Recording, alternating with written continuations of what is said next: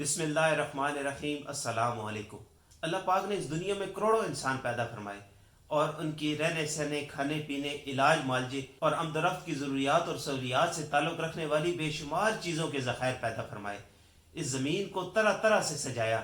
मुख्तलिफ़ किस्म की मादनियात, एक से एक फूल, फल, सब्जियाँ और मेवजात से लदे हुए दरख्त और पौधे, तरह तरह के अनाजों, नदी नालों, दरियाओं, समंदर, बड़े रकबे पर फैले बर्फ के पहाड़ों की सूरत में पानी के ज़खायर, मुख्तलिफ दांतों के भरपूर खजाने, खुर्दनोश की अनगिनत चीज़ें, तरह तरह के हैवानात, चरिंद परिंद और रोजगार के लतादार जरिए, सब कुछ इंसान के फ़ायदे के लिए अल्लाह पाक ने पैदा फरमाए।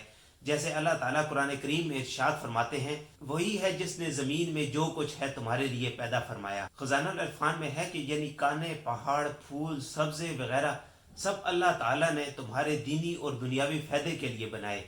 दीनी फ़ायदा इस तरह कि ज़मीन के अजायबात देख कर तुम्हें अल्लाह ताला की कुदरत और हिकमत पर मार्फत हो, और दुनियावी फ़ायदा ये कि इसको खाओ पियो, आराम करो और इससे फ़ायदा उठाओ। इसी तरह अल्लाह ताला कुरान करीम में इरशाद फरमाते हैं, और बेशक हमने तुम्हें इस ज़मीन में ठिकाना दिया और तुम्हारे लिए इसमें ज़िंदगी गुजारने के असबाब बनाए, बहुत कम शुक्र करते हो। तफसीर सिरातुल जन्नान में है कि हमने तुम्हें इस ज़मीन में ठिकाना दिया और तुम्हारे लिए ज़िंदगी गुजारने के असबाब बनाए और अपने फजल से तुम्हें राहतें मुहैया की, ग़िज़ा, पानी, हवा, सूरज की रोशनी यहीं पर भेजी कि तुम्हें इसके लिए आसमान और समंदर में जाने की हाजत नहीं। फिर ईमान की अजीम दौलत इस पर फोकियत रखती है, मगर अफसोस इस कदर नेमतों के होने के बावजूद हम अल्लाह की इबादत, उसकी फरमाबरदारी और उसकी शुक्र नेमत के मामले में हमारी हालत बदतर है।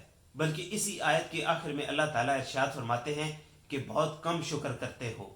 ज़रा गौर कीजिए कि ज़मीन और आसमान में हर चीज़ अल्लाह ताला की पाकी बयान करे, सब्ज़े पेड़ उसे सजदा करें, मगर इंसान जिसके लिए अल्लाह पाक ने ये चीज़ें पैदा फरमाई और उसे अपनी इबादत के लिए पैदा फरमाया, वो इंसान ही उसकी शुक्र और इबादत में कोताही करे, तो ये किस कदर नाशुक्री और एहसान फरामोशी की बात है। यकीनन ये अल्लाह पाक की अजीम नेमतें हैं जो हमारी ज़रूरियात से लेकर हमारी आसाइशों तक तमाम चीज़ें इसी से पूरी होती हैं। आइए आज दिल की गहराई से सच्ची नीयत कीजिए कि उस मोहसिन रब करीम की इबादत और फरमाबरदारी में गफलत करते रहे थे, आइंदा आज ही से उसकी इबादत, उसकी फरमाबरदारी, फ़र्ज नमाजों और रोज़ों की पाबंदी करेंगे इंशाअल्लाह।